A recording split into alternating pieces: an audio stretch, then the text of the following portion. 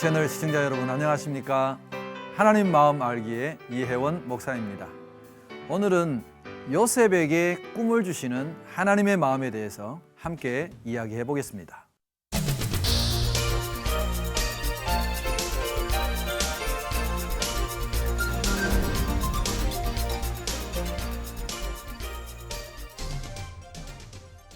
하나님께서 이제 드디어 야곱을, 지난주에 우리가 야곱을 형 에서와 잘 화해하게 하시고 베델로 올라오게 하시고, 그래서 야곱은 그 베델에서 하나님을 만나고 그 약속을 함께 이루어 갔죠.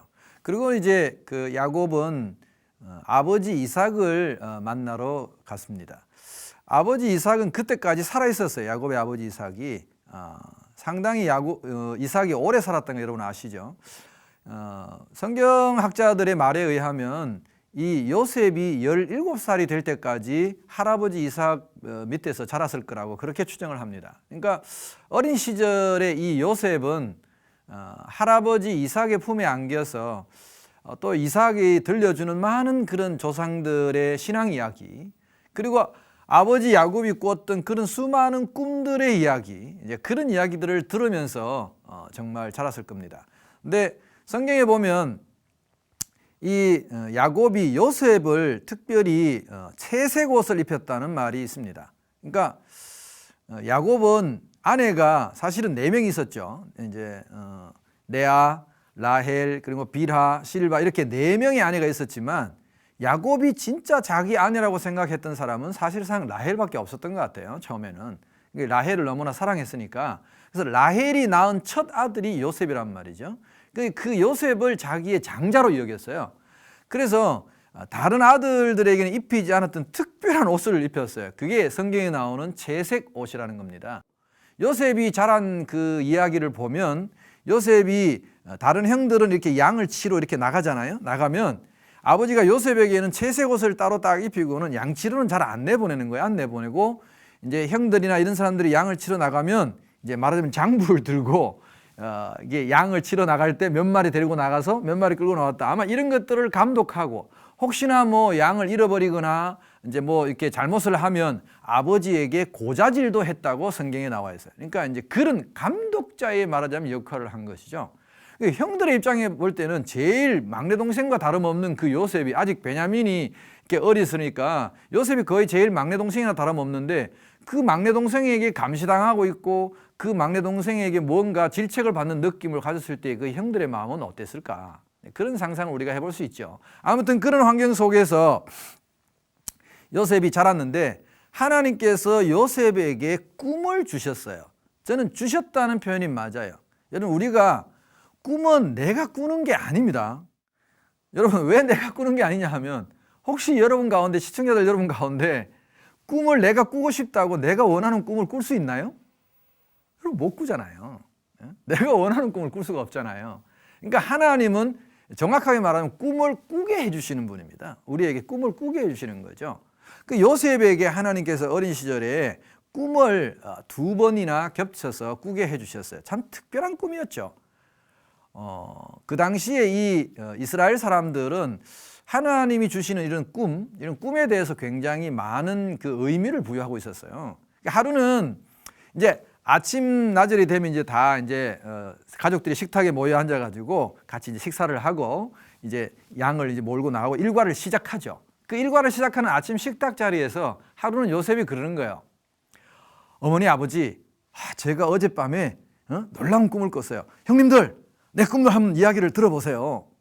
다들 이제 아침 밥 먹다가 갑자기 요셉의 꿈 이야기를 듣는 거죠. 무슨 꿈을 꿨어? 얘기해봐. 그러니까 어젯밤에 형님들 곡식단이 있고 내 곡식단이 있는데 그 타작마당에서 내 곡식단, 요셉의 곡식단이 딱 가운데 딱 서고 형님들의 곡식단이 10개가 다 나를 둘러서 가지고 베냐민 끝까지 하면 11개가 되겠죠. 11개 곡식단이 다 내 곡식단에다가 절을 하는 그런 놀라운 꿈을 꿨어요. 여러분, 요셉은 신나서 이야기했겠지만 그 꿈 이야기를 듣고 있는 형님들 입장이 돼보세요. 기분이 나빠. 그것도 밥상머리에서 아침 일과를 시작해야 되는데 형님들이 숟가락을 막 우리말로 하면 막 던지면서 진짜 재수없어. 그러고 나갔겠죠, 형님들이. 그래서 형들이 왜 저렇게 기분 나빠할까? 좀 요셉이 그런 좀 눈치를 좀 챘으면 좋았을 텐데 어린 시절에 요셉은 제가 봤을 때 좀 철부지였던 것 같아요. 그냥 아버지에게 채색 옷을 특별히 구분해서 오냐오냐 이렇게 자랐기 때문에 자기밖에 없는 줄로 생각했을 거예요. 자기는 왕자인 것처럼 생각하고 그래서 눈치가 없어요.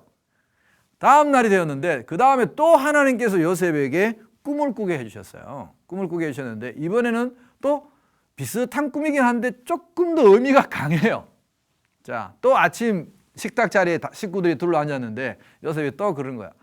엄마 아빠 내가 이상한 꿈을 꿨어요. 형님들 제가 이상한 꿈을 꿨는데 내 꿈 이야기 한번 들어볼래요? 형님들은 벌써 기분이 안 좋아. 예전에 한번 들었던 게 있어가지고 막 듣기가 싫은데 또 요셉 이야기를 하니까 눈치가 없으니까 어젯밤에는 말이에요. 하늘에 해와 달이 있는데 그리고 12별이 있었어요. 야곱의 아들이 12명이니까요. 12별이 있었는데 또 그 중에 어떤 별이 반짝이겠어요, 여러분? 그렇죠. 요셉의 자기 별이 또 반짝인다는 거야. 자기 별만 반짝반짝반짝하고 해도 달도 11별도 자기 별한테 절을 하더라는 거예요. 나는 그 해가 어떻게 절을 하는지 참 궁금하긴 한데 아무튼 그 꿈에 그렇게 절을 했다는 거예요. 그러니까 형들이 막 성질이 나는 거죠. 지난번 그 곡식당 꿈도 기분이 나쁜데 또 자기들이 또 요셉에게 절을 한다는 거예요. 여러분 이번에는 형들만 기분 나쁜 게 아니라 그 해, 달은 아버지, 엄마를 상징하는 건데 부모도 자기한테 절을 한다는 거예요. 그 도대체 요셉이 어떤 존재가 되려고 부모가 자기한테 절을 하느냐. 그래서 아버지도 좀 화를 냈어요. 야, 너 무슨 꿈이 그러냐? 그렇지만 야곱은 야, 이거 이상하다. 지난번에도 곡식단이 절을 하고 이번에도 해와 달과 12별이 절을 하는 꿈이라니까 뭔가 의미는 있겠다. 그래 마음에는 담아두었어요. 아무튼 요셉에게 하나님이 이런 두 번에 걸친 꿈을 주셨죠. 그러면 어린 소년 이 요셉의 마음 속에는 이 꿈이 저는 가슴 깊이 간직되어 있었다고 봅니다. 그 꿈을 가졌죠. 나는 뭔가 특별한 사람이라는 그런 의식, 하나님이 나를 뭔가 좀 특별하게 사용하시고 나를 특별하게 인도하실 거라는 어떤 그런 믿음이 그 꿈을 통해서 이 요셉에게 심어지지 않았나 하는 생각을 해요. 하루는 요셉이 형들이 양을 치는 이제 그 현장에 나가게 되었어요. 아버지가 어느 날 요셉을 불러서 요셉아, 그 형들이 양을 치는데 네가 가서 좀 잘 하고 있는지 혹시 양 잡아먹고 있는 건 아닌지 한번 보고 와라. 그래서 이제 요셉이 말하자면 출장을 간 거죠. 형들이 양을 치는 출장을 갔는데 그 당시에 사실은 이런 어린 소년이 그 지역을 혼자 여행한다는 것은 좀 위험한 일이기도 했어요, 사실은. 어쨌든 요셉이 형이 있는 지역을 찾아갔는데 형들이 눈치를 챘는지 아니면 다른 사정 때문인지 모르겠지만 아무튼 형들이 그 원래 양을 치기로 한 그 장소에서 딴 곳으로 옮겼어요. 그러니까 요셉이 찾아가니까 형들이 없었던 거죠. 근데 요셉은 그래도 아버지가 자기에게 맡기신 일들에 대해서 굉장히 충실한 어떤 그런 소년이었던 것 같아요. 그러니까 사람들에게 그냥 돌아와도 되는데 일부러 물었어요. 그래서 우리 형들이 이렇게 양을 쳤는데 어디로 옮겼는지 혹시 아십니까? 그러니까 아마 주변에 있던 목자들이 또 정보를 줬겠죠. 그 도단 쪽으로 옮긴 것 같다고. 그래서 그걸 옮겼어요. 또 이제 요셉이 그 형을 찾아서 갔죠. 요셉이 형들을 찾아서 오는 그 순간에 형들이 저 멀리 이제 지평선에서 보니까 요셉이 오는 게 보이는 거예요. 자기들 옮겼는데 거기까지 요셉이 또 현장에까지 나왔어. 그러니까 형들은 지난번에 그 꿈 이야기도 있고 뭐 여러 가지 있어서 마음이 지금 속상했어요. 그리고 여러분 그 아버지가 요셉에게만 채색 옷을 입혀주고 요셉만 너무 사랑하고 편애하는 그 마음 때문에 아들들의 마음이 다 사실은 상해 있었어요. 요셉이 너무 미운 거예요. 거기다가 꿈 이야기까지 하니까 더 미운 거예요. 여러분 미운 사람은 뭘 해도 밉습니다. 입만 벌려도 미워요. 행동하는 것도 다 미워. 그러니까 형들의 마음에 이 정오심이 나니까 요셉이 저 멀리서 오는데 눈에 확 뜨이는 거죠. 채색 옷이 눈에 확 띄어요. 그래서 형들이 뭐라고 그러냐 하면 저기 꿈꾸는 자가 오는도다. 이게 점잖게 말한 거예요. 저기 꿈쟁이 놈이 온다. 저기 요셉이 꿈쟁이 놈이 오는데 오늘 우리가 저놈의 꿈이 맞는지 우리가 맞는지 어디 한번 결판을 내보자 하고 형들이 모의를 해요. 이미 요셉이 오는 그 길 가운데서 이제 오는 도중에 모의를 하는 거예요. 저놈을 죽여서 우리가 구덩이에 빠뜨리고 죽여서 이 염소의 피를 가지고 그 옷에다가 묻혀서 아버지를 속이자. 그리고 요셉을 죽여버리자. 아주 엄청난 모의를 한 거죠. 요셉은 그런 것도 모르고 그냥 이제 좋아서 형 하고 이제 털레털레 옵니다. 제가 그랬잖아요. 눈치가 없다니까요, 요셉이. 그래서 털레털레 오니까 형들이 달려 들어가서 요셉의 옷을 벗겼다고 이야기합니다. 여러분, 형들이, 저는 그 벗겼다는 표현이 굉장히 점잖은 표현이에요, 성경에. 사실은 형들이 달려 들어가서 그 채색 옷을 찢어버렸다고 저는 봐요.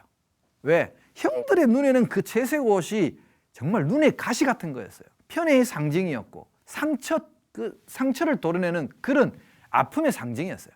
그래서 그 채색 옷을 확 찢어버리고는 요셉이 깜짝 놀랐겠죠. 뭐 형들의 완력을 당할 수가 있나요? 그래서 그 당시에 이 물을 얻기 위해서 구덩이를 팠는데 그 구덩이가 약간 호리병 모양으로 이렇게 생겨가지고 입구는 좁은데 안에 이렇게 넓은 그런 웅덩이였다고 봐요. 근데 마침 다행히 물은 없어서 요셉을 떨어뜨렸는데 혼자는 도저히 올라올 수 없는 구덩이에요. 그래서 며칠간 생명은 연장됐지만 어쨌든 요셉을 그쪽에 빠뜨려 놓고 형들은 그 채색 옷을 찢어가지고 점거물로 갖고 있고, 성경에 가장 잔인한 모습이 이곳에서 나옵니다. 그럼 여러분, 구덩이에 빠진 요셉을 한번 상상해 보세요. 얼마나 소리 질렀겠어요. 요셉이 형 왜 이러세요?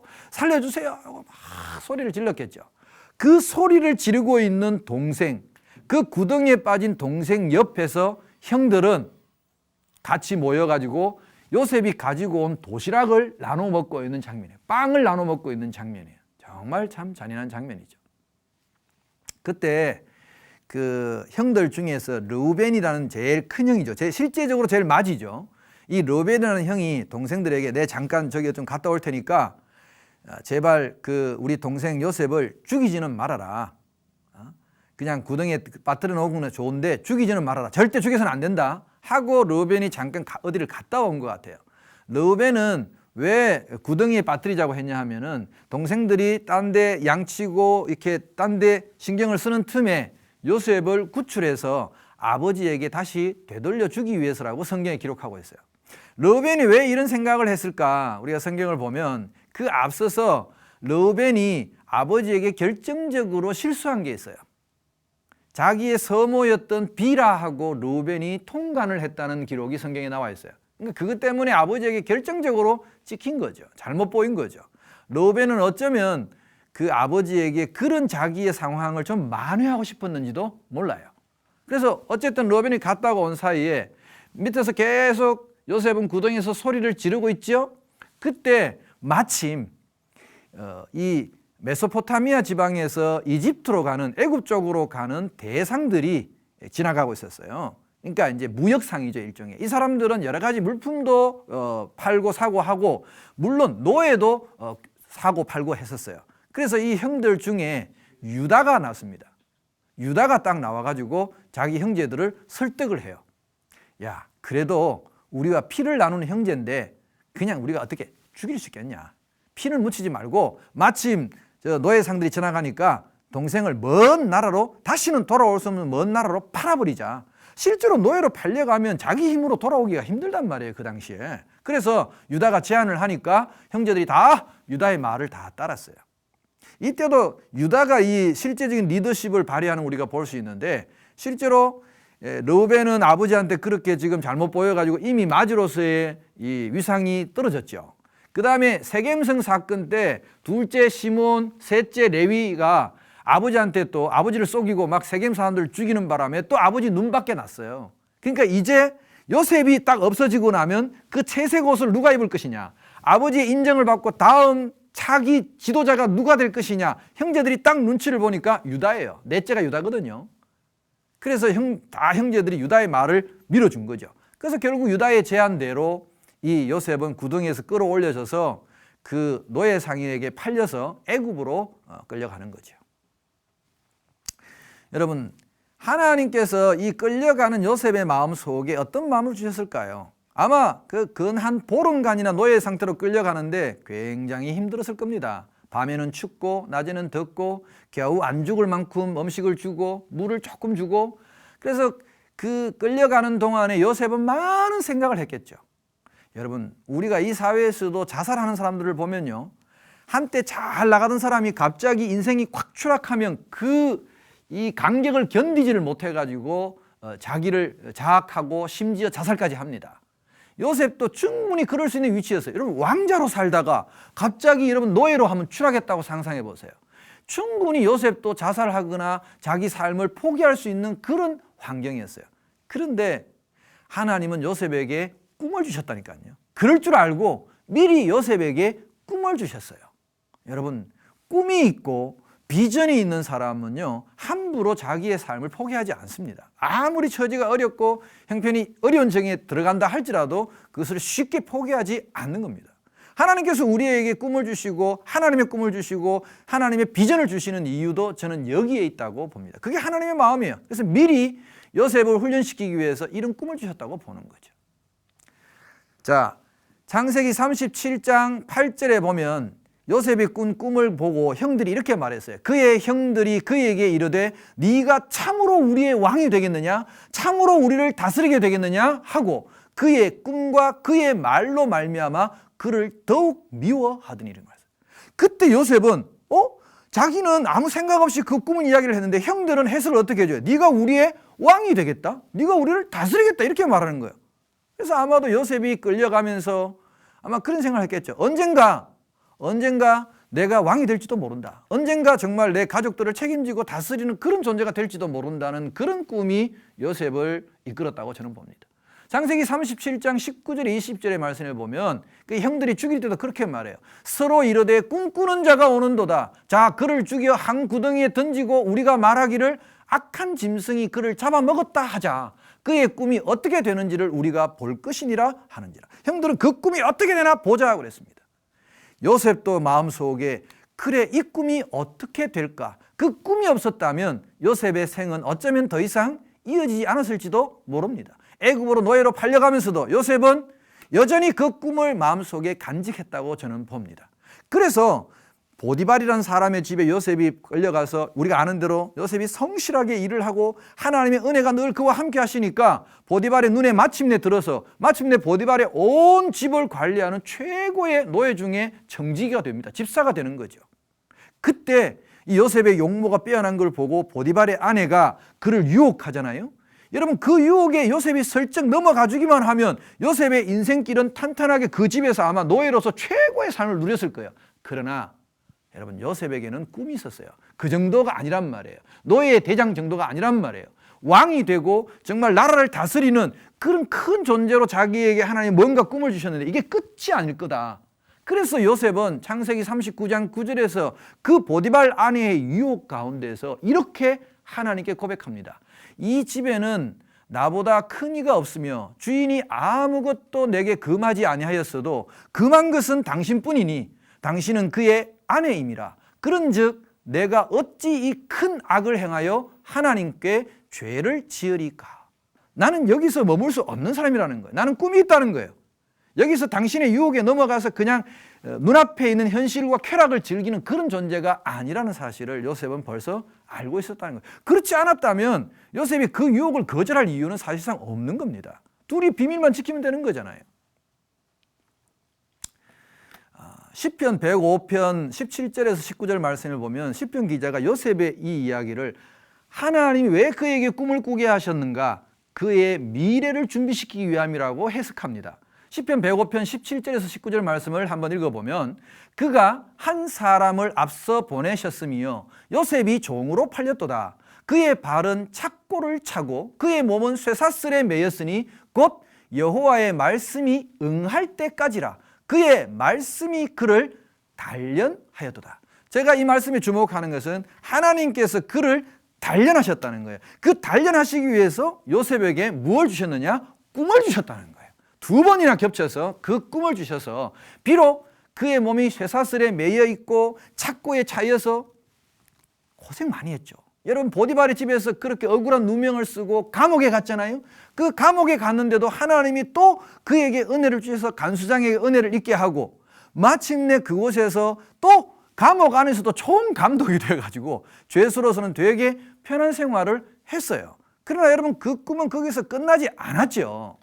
요셉이 마침내 그 감옥에서 술 맡은 관원장, 떡 맡은 관원장의 꿈을 해석해주고 그곳에서 바로의 꿈을 해석해주고 2년 뒤에 그래서 마침내 총리가 되고 그는 정말 이 인생 역전을 이루어내지요. 그래서 형들을 정말 그 발 앞에 꿇게 하고 복수할 수 있는 기회도 있었죠. 그러나 요셉이 그 형제들을 다 용서하고 그들을 화해하는 장면을 우리가 창세기에서 볼 수 있지 않습니까?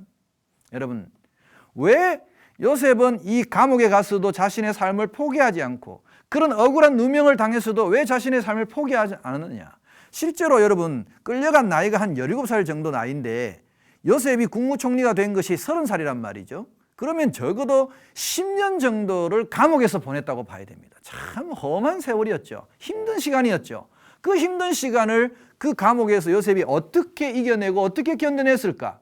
그걸 미리 하나님께서 연단하고 훈련시키기 위해서 그에게 꿈을 주셨다는 거예요. 요즘 말로 하면 뭐예요? 말씀을 주신 거죠. 그에게 비전을 주신 거죠. 여러분, 꿈을 가진 자, 하나님의 꿈을 가슴에 품고 살아가는 사람은 시편에 표현된 대로 쇠사슬에 매여 있고 착고를 차고 있어도 현실적인 그런 어려움 속에서도 우리는 요셉처럼 꿈을 포기하지 않습니다. 하나님의 꿈은 반드시 하나님이 이루어 가실 것이기 때문에 그렇습니다. 그래서 나중에 형들과 딱 화해해가지고 형들에게 딱 절을 받으면서 형들이 막 두려워하고 요셉을 뜨니까 창세기 45장 8절에 가면 요셉이 형들에게 이렇게 고백을 합니다. 그런즉 나를 이리로 보낸 이는 당신들이 아니요 하나님이시라.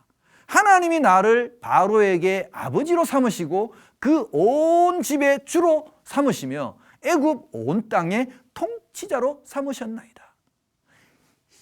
참 놀라운 고백이죠. 형들은 막 자기들이 요셉을 팔았으니까, 자기들이 요셉에게 위해를 가했으니까 요셉이 자기들에게 복수하지 않을까, 요셉이 자기를 힘들게 하지 않을까, 그렇게 두려워서 막 들고 있는데 요셉의 입에서 의외로 이런 고백이 나오는 거예요. 당신들이 나를 파는 게 아니라는 거예요. 하나님이 파셨다는 거예요. 그 말 속에는 이미 나는 내 운명이 이렇게 될 것을 하나님이 꿈을 통해서 나에게 보여주셨다는 거예요. 하나님이 내게 그 꿈을 주셔서 지금 내가 이 바로의 아버지로 삼고 그 온 집의 주로 삼으셨다는, 지금 나를 봐라. 그 꿈은 마침내 이루어진 것이다. 그래서 당신들 때문이 아니라 하나님의 그 꿈 때문에 내가 여기까지 왔노라라고 요셉이 고백하고 있는 겁니다. 이 요셉의 고백을 보고 있자면 정말 가슴이 여러분 막 뜁니다. 흥분이 돼요.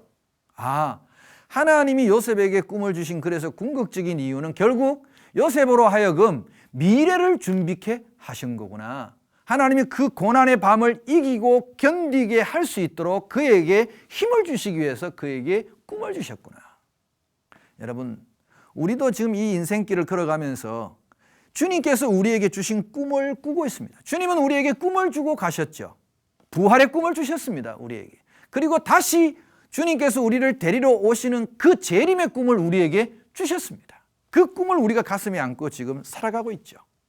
여러분, 현실의 생활이 비록 힘들고 어렵고 쇠사슬에 매여 있는 것 같은 그런 힘든 밤에도 여러분, 하나님이 우리에게 주신 꿈을 잊지 마시기 바랍니다. 우리에게는 새하늘과 새 땅의 꿈이 있습니다. 그 꿈을 주님께서 우리에게 주셨을 때는 우리의 미래를 준비케 하기 위함입니다. 우리가 걸어가는 모든 과정과 그 모든 일들이 하나님의 계획 속에, 하나님의 섭리 속에 있다는 것을 믿고 현실의 어려움 속에서 다시 일어나서 견디고 요셉처럼 마침내 하나님이 주시는 꿈대로 우리가 살아낸다는 그 사실을 우리의 삶 속에서 증명하시기 위해서 하나님은 요셉에게 꿈을 주셨듯이 우리에게도 꿈을 주십니다.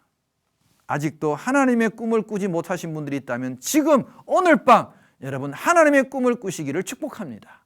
그래서 정말 하나님이 우리에게 주신 그 꿈을 우리 가슴에 부여안고 그렇게 우리가 신앙생활을 한다면 우리의 미래는 하나님께서 우리에게 이루시고자 하는 모든 꿈대로 이루어질 줄로 믿습니다. 그 꿈을 가지고 주님이 오실 그날을 끝까지 기다리는 저와 여러분 되시기를 바랍니다. 감사합니다.